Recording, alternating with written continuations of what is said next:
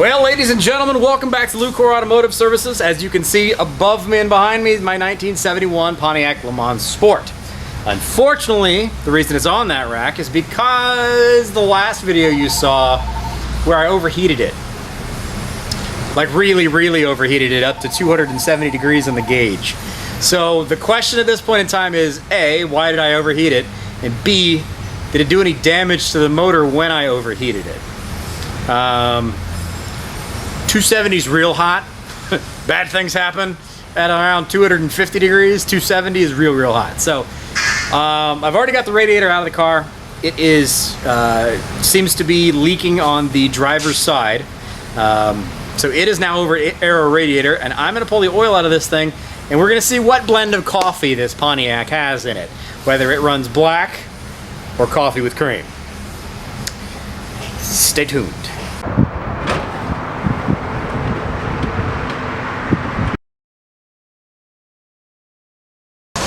Okay. Please be black coffee. Please be black coffee. Please be black coffee. Please be black coffee.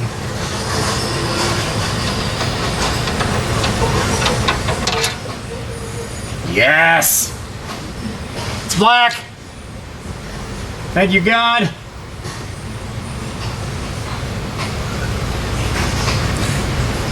Yay! I probably didn't cook the motor. Thank God.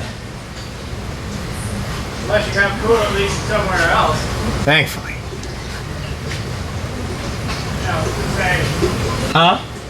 Unless you have coolant or oil leaking somewhere else. You know, what's it say? Almost exactly a week after removing it, my new, well, old, newish Pontiac radiator's back. So this was the original radiator in the car. It has been Recore'd, still using the same end tanks, and then checked and painted. So it's ready to go back in the car. This way the car still remains as original factory as possible. Again, I'm planning on removing the long tube headers off that car and taking it back to pretty much stock. And I wanted to use the old radiator versus just using a brand new aluminum radiator, which is dumb because this actually cost me about twice as much and a week of waiting versus being able to just grab a Champion radiator that's built to be able to handle, you know, and fit in the same spot. Bang, bang, boom would have been done. More expensive, slower process, but keeps it more OEM and original. So I'm gonna toss this radiator in there and put some more coolant in it. And remember to put oil in the car before I start it back up. And then we're gonna see if our cooling issues are gone. Hopefully. Okay. Transmission cooler lines are on. Hoses are on. Yeah. Time for a moment of truth. So, obviously, we drained every ounce of coolant out of this thing, so it's probably gonna have a little bit of air in the system. So, fire it up, let it warm up, cycle some coolant through it, see if we can burp some air out of it. Cross our fingers that we don't have any leaks or blown head gaskets, because if this thing pressurizes the cooling system and I have blown head gaskets, it's gonna suck. Oy.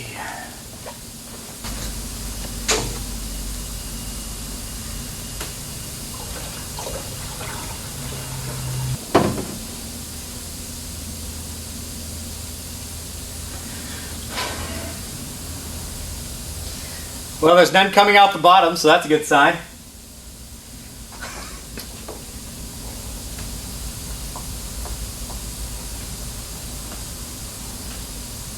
You can hear a little bit in the hose already. All right, let's fire this thing up. Let's start cycling through.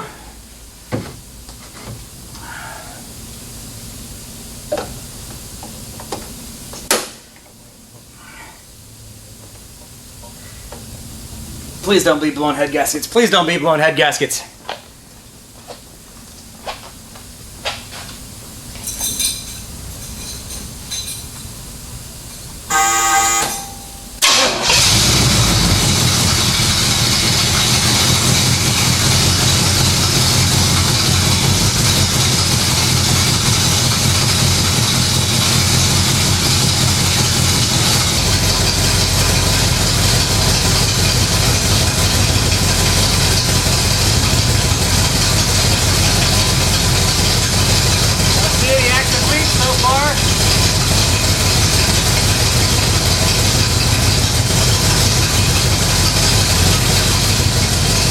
Might be in luck.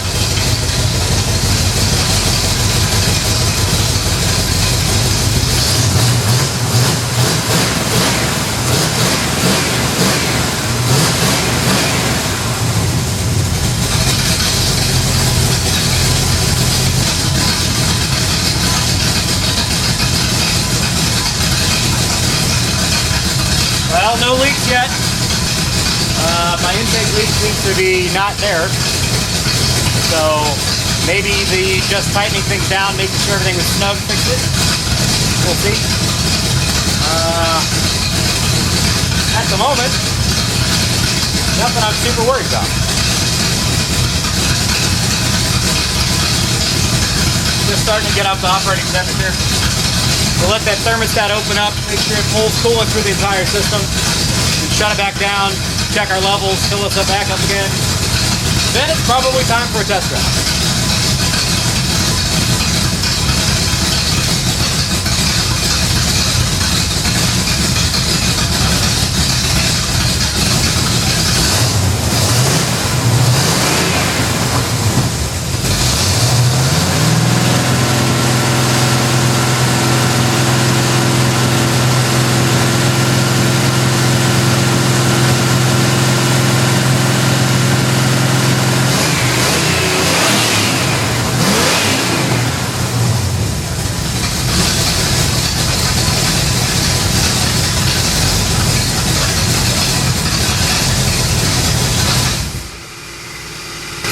Well, we're at 200 on the gauge. Cap is still actually not even hot yet. Radiator's just starting to get hot. It's under a little bit of pressure, but not much. Don't burn yourself, kids.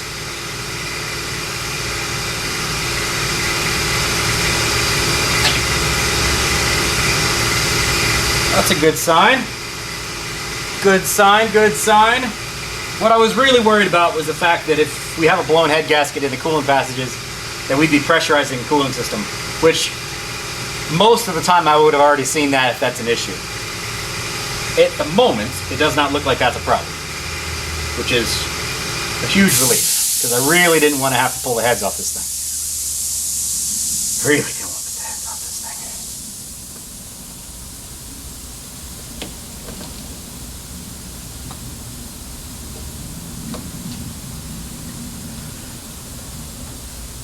Level's just a tiny, tiny bit low. Yeah! I like it. Okay. So, time to go for a test drive. See how she does on the road. And because she's almost out of gasoline. And if that goes well, we'll wrap the video up with a thumbs up. If it doesn't go well, you'll very soon see a video of me walking down the street back to the shop, sweating like crazy. Almost forgot. One more thing I do want to check before I go on a test drive is my transmission fluid level, because this radiator does have a transmission fluid cooler in it, and I did lose some of that fluid when I pulled the radiator, so I want to make sure that my fluid levels with my trans are fine. I gotta fire the car back up, check my levels while it's running in park, so I don't get stranded and burn up my transmission.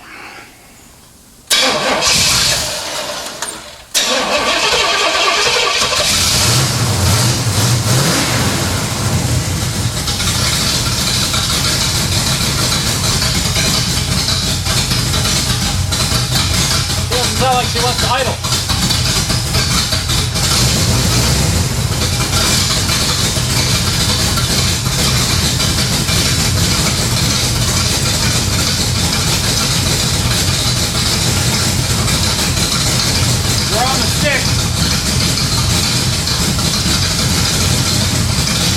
But we're just a tad bit low. So right here. So we're on the stick, we're just a tad bit low. So add a bit, we'll be good.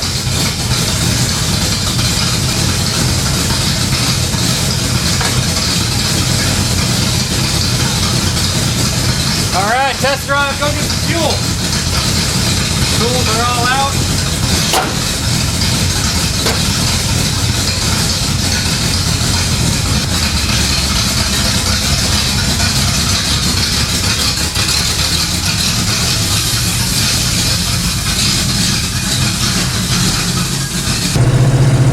temperatures are right where they normally are. Right at this thing normally runs right around 200 degrees, 205, somewhere in that range. So we're right where we need to be.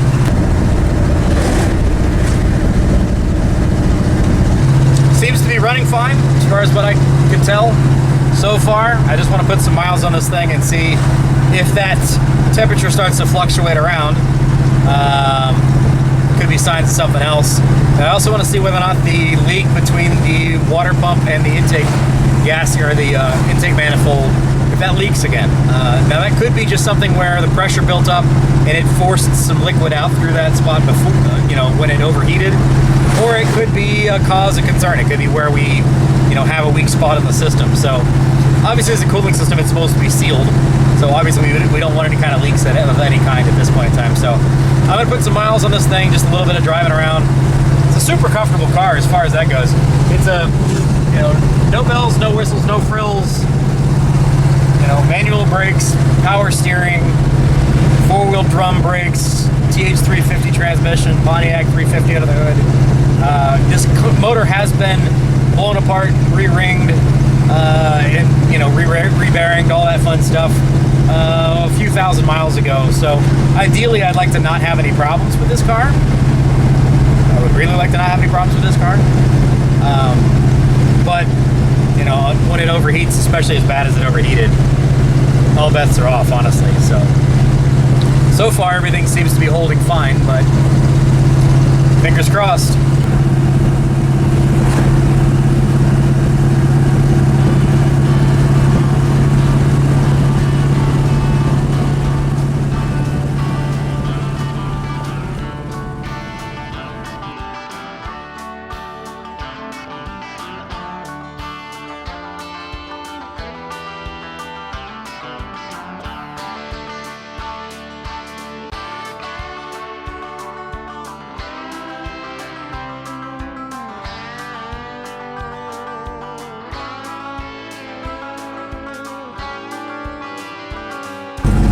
Well, this is awkward.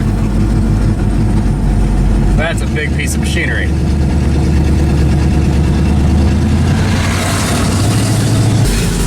Alright, we're back in the shop. Let it idle for a little bit. Seems like we're still hanging out here right in the same range we were before, so that's a good sign. Now let's make sure that there's nothing coming out of it that's not supposed to be coming out of it.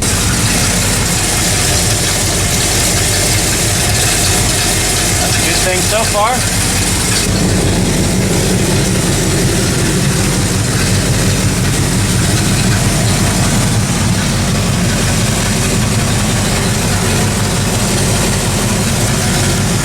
Don't see any leaking out from around the cap. None of the transmission leaking.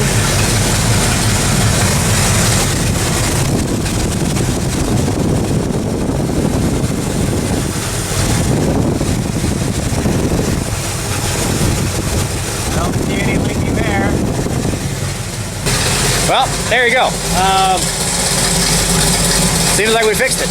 No active leaks. There's no drops on the ground. There's nothing coming out of the radiator. There's nothing coming out of that connection between the intake manifold and the water pump. So we'll call it fixed. I was a little bit worried, to be honest with you, on this one because of the fact that the temps got as high as they got. Now, with it reading 270 on the gauge, if it had already evacuated all of the coolant out of the system, that could be a little bit of a false number that it got quite that high. But either way, definitely got way hotter than what I wanted it to. It does have ARP head bolts in it. It does have an MLS head gasket set on it, so those are going to take a bit more abuse than a normal setup would, so maybe that saved the day. Anyway, we'll call it a win. Car is fixed. Pontiac is ready to go out and have some more fun in the late summer here in Central Ohio. So if you enjoyed this, please do click on that subscribe button. Drop us a comment in the comment section below. You made it this far, click on the like button. Lets YouTube know that you're actually paying attention. We're just a small town shop here in Central Ohio. We do a lot of cool stuff. Try to show off as much of it as we possibly can. So hopefully you guys enjoyed this one. I'm excited because it's finally a win and I don't have to spend more money to fix another car. Anyway, we'll see you on the next one. Take care.